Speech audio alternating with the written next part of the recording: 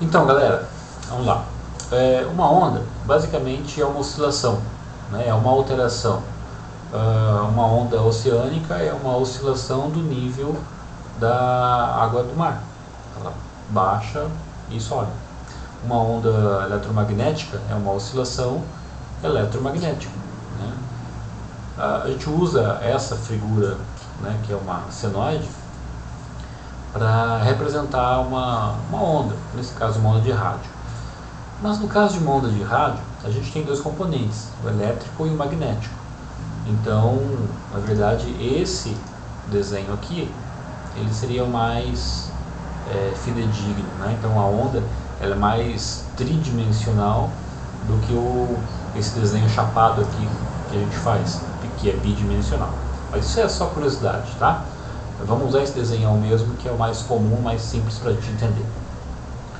Uma onda, seja ela qual for, ela tem uma amplitude e ela tem um comprimento, né? A gente fala comprimento de onda ou lambda. Lambda é um comprimento de onda. E o comprimento é o que mais nos interessa nesse momento, porque é o que a gente usa para calcular a antena, para calcular o tamanho da antena. A gente tem antenas pois de meia onda, a gente tem antenas de 1/4 de onda, a gente tem antenas de 5/8 de onda, tem também de 3/4 de onda. As antenas mais comuns, né, são as antenas de meia onda para HF e antenas de 1/4 de onda para VHF, para estações móveis, né, para carros, para HTs. Para HTs e automóveis a gente usa bastante também 5/8 de onda, né? Mas o que muda, né? Muda as questões práticas.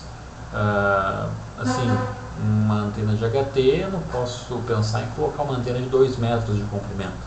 Então uma antena de 1/4 me dá um desempenho satisfatório.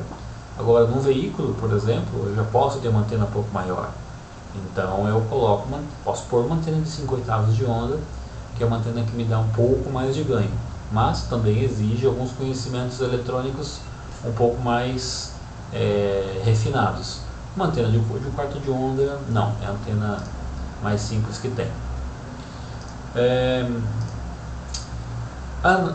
Uma onda de rádio tem uma frequência, né? O que é uma frequência? Frequência é o número de vezes que um evento ocorre num período de tempo.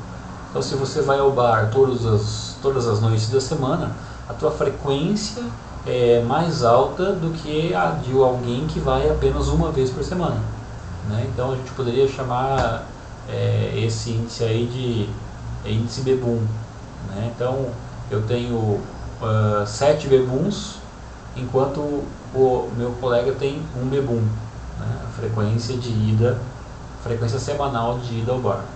No caso das ondas de rádio, quando eu tenho uma oscilação em 1 segundo, eu tenho 1 Hz, que é isso aqui, uma oscilação, uma onda em 1 segundo, 1 Hz. E isso vai se repetindo sucessivamente. 2 oscilações ou 2 ondas, 2 Hz.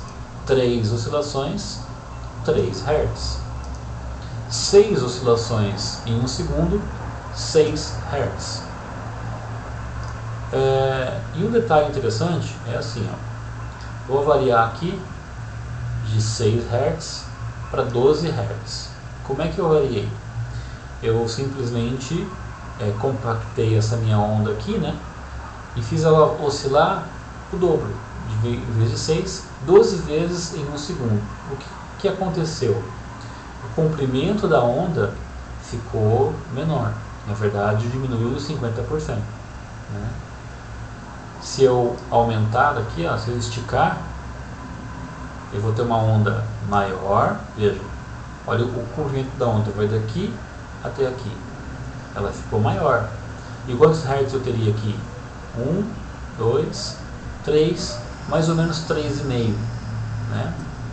Então veja, menos oscilações por segundo, quer dizer, uma frequência mais baixa, eu tenho um comprimento de onda maior. Não esqueça disso, isso é importante a gente saber para ter em mente, né, o comportamento de uma frequência, né, em relação ao comprimento de uma antena. Então, temos frequência de onda, temos comprimento de onda, e uma outra questão é velocidade de propagação. As ondas de rádio, a velocidade delas é a mesma velocidade da luz, 300 mil quilômetros por segundo.